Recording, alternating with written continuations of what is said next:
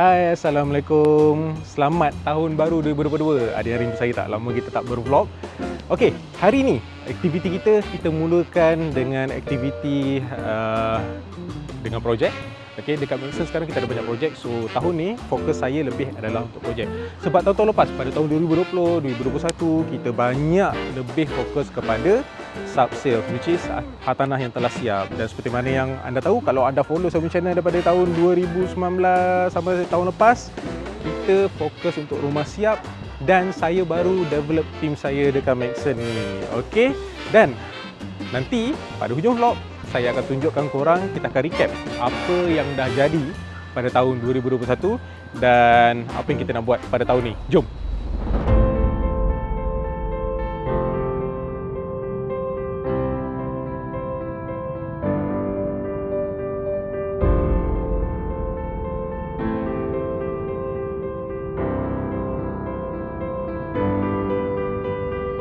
Okay, Alhamdulillah selesai jumpa klien untuk projek. Tahun ni macam saya cakap, kita nak fokus on projek. Tadi close Alhamdulillah satu unit, and insyaAllah unit akan datang, kita akan cuba close lagi. Sekarang kita akan follow up klien-klien projek kita yang lain yang dah contact saya, dan kita cuba set appointment sebaik mungkin dengan mereka. Okay, jom. Tadi kita dah bawa buyer untuk tengok property dekat Sales Gallery, disebabkan saya tengah fokus projek. So ada masa yang ada, kita take 5 kejap, kita call leads yang masuk. Penjajahan tanah ni kita boleh buat kat mana-mana. Kalau korang tengok sekeliling saya ni, saya sekarang tengah buat call dekat sebelah highway. Tu, tol. Tu sebelah tol. Okay. And then kita tengoklah. Kita akan buat loudspeaker. Sebelum ni, kalau korang tengok previous video yang lepas, saya ada tunjuk macam mana nak call listing sub-sales. Okay, buyer, owner yang nak jual rumah, yang nak beli rumah. Kali ni kita buat call untuk projek pula.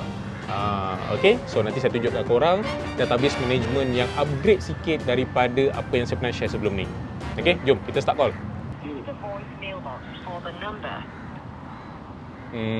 Buyer ni dia suruh text. Saya tengah WhatsApp dia tak bagi call, dia suruh text. So kita just text lah. Okay. Sometimes bila buat call ni, klien dia busy. Lepas tu hari ni hari cuti, time pusam. Mungkin diorang bersama family kat luar, tak convenient to talk, dan kita WhatsApp. Tapi sebenar-benarnya, mana-mana bidang sales, terutama as a salesperson, saya suka call sebab engagement tu lagi rapat. Macam tadi kita close tu, klien tu saya call. Okay? Sebab apa? Emosi tu sampai, cara penyampaian tu sampai. So bila WhatsApp ni, dia ada grey area. Kita tak tahu dia interested ke tak, dia ni sekadar nak survey ke tak. So emotional attachment tu tak sampai lah. Okay? So macam klien kali ni, saya WhatsApp juga. Dan kalau boleh, cuba try untuk call. Okay, saya WhatsApp dia dulu. Okay, dalam banyak-banyak list yang kita call tu, contohnya macam klien ni, saya pakai sistem ni, and then saya move stage ke qualified ni adalah leads yang dah database. So dia masuk, and then saya dah contact dia, so saya pergi ke contact mate lah. So dia akan pergi ke sebelah. Okay, so bila ke sebelah tu, then saya follow up lah. Dia ni minat ke tak minat ke, saya dah berjaya close dia online by phone ke apa ke, so saya letak kat dalam ni. Okay, sebelum ni kalau korang tengok, saya fokus untuk buat database by Excel. Tapi sekarang saya pakai sistem ni. Cuma benda ni dia berbayar lah, tapi kita tahulah berapa banyak potential klien kita, berapa banyak deal kita menang, berapa banyak deal kita kalah, kita lose. So saya boleh monitor rapat dekat apps ni. Dan kalau nak call, senang saja, just tekan, and then ada button call, then saya just tekan call. Macam tu lah. Terus call sebagai contoh.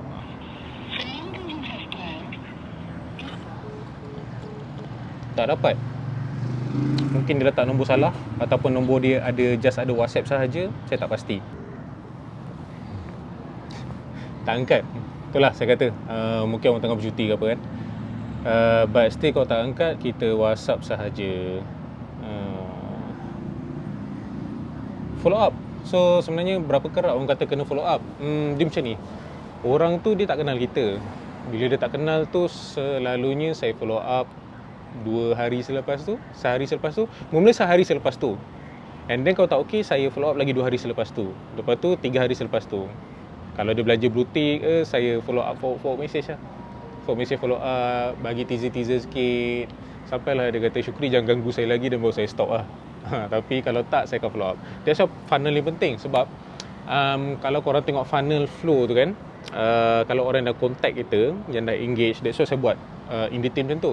So berapa banyak kita close, berapa banyak yang dah engage dengan kita, berapa banyak yang masuk dalam leads kita. So yang dah engage tu saya fokus dulu, which is dia pernah contact kita, which is dia serious. Okay, bukan saja isi form suka-suka. Dan yang tu kita fokus dulu. Yang isi form suka-suka tu kita follow up sebab dah masuk database kan.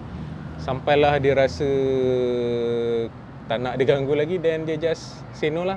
Sebab dia dah isi dalam database kita. So dia takkan marah kalau kita call dia, sebab dia yang isi kan. Mungkin dia terlupa. Okay, so kita go for next call. Okay, macam lain tadi tu yang dia memang mati-mati tak nak angkat call, so kita WhatsApp lah. So macam ni dia tanya berapa sebulan maintenance fees, berapa tingkat. So just jawab lah by WhatsApp. Orang-orang macam ni diorang prefer untuk WhatsApp, untuk tahu fact. Diorang tak minat sangat untuk orang call. Tapi seeloknya kalau korang boleh dapatkan dapatkan diorang untuk angkat call kita, the best. Saya macam ni, saya bagi fact by WhatsApp, but saya akan bagi voice note juga untuk info-info yang saya sampaikan dekat dia. So korang pun boleh guna cara yang sama, sebab ada orang yang jenis memang tak suka angkat call daripada strangers. Yang klien tadi tu dia memang betul talu WhatsApp kan, dan dia tak nak call. So kena bagi voice note lah. So saya kena bagi voice note dekat dia ni. So kalau puan rumah kedua ataupun rumah ketiga, okay, rebate yang tu akan consider sebagai part of 10% down payment. Okay, so maknanya 10% down payment puan berkurang lah kalau puan beli ni as rumah kedua. Kalau rumah ketiga, loan 70%, so puan kena standby 30% lah untuk down payment. Dia macam tu. So daripada 10 leads yang saya dah blast WhatsApp dan message, tak ada yang angkat call sebab 10 je. Mungkin sebab hari ni cuti kot, ramai keluar dengan family sekarang pukul 4 macam tu. So saya WhatsApp je, and mana yang reply saya tu saya akan tarik diorang untuk ke sales gallery. Apa-apa pun tarik untuk ke sales gallery. Itu apa yang saya buat lah kalau boleh. That's why sebaik-baiknya untuk kita call. Alright. Okay, so itu saja sesi call-call kita pada hari ni untuk projek. Biasalah, leads yang masuk kadang-kadang orang register ni ramai, cuma yang betul-betul berminat dan nak datang ke sales gallery tak ramai. Okay, macam total lead saya ada 15, yang ada 3. Okay, 3 daripada 3, 1 yang close. 2 lagi tu tengah tunggu, okay, untuk saya appointment. Okay, dan satu lagi, sebenarnya ada 4 lah, satu lagi tak lepas sebab gaji dia terlebih layak. Dia memang investor lah, property investor, so gaji terlebih layak. Macam property ni kita jual, dia ada syarat gaji dia, tak boleh lebih daripada berapa belah-belah ribu lah, gaji dia lebih. So dia tak layak. Alright, so hopefully you guys dapat manfaat. Walaupun kita tak berjaya call client, dan bagi apa dia nak, hopefully you guys dapat on database management dan on the funnel. Okay, apa yang kita buat, apa yang saya buat, dan hopefully membantu korang untuk korang close project. Jumpa anda di next vlog. Dan sebelum kita habis, okay, kita enjoy review tahun 2021. Okay, kita enjoy review 2021, apa yang kita dah buat sepanjang tahun. And kita jumpa anda di next vlog untuk 2022 yang lebih mencabar. Jom.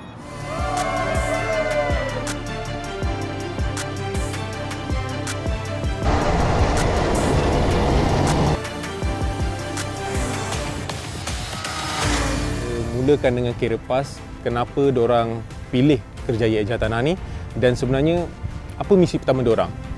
Misi pertama diorang tu apa dalam bidang real estate ni. Yang first kali, macam saya cakap dengan semua orang, kita kena survive.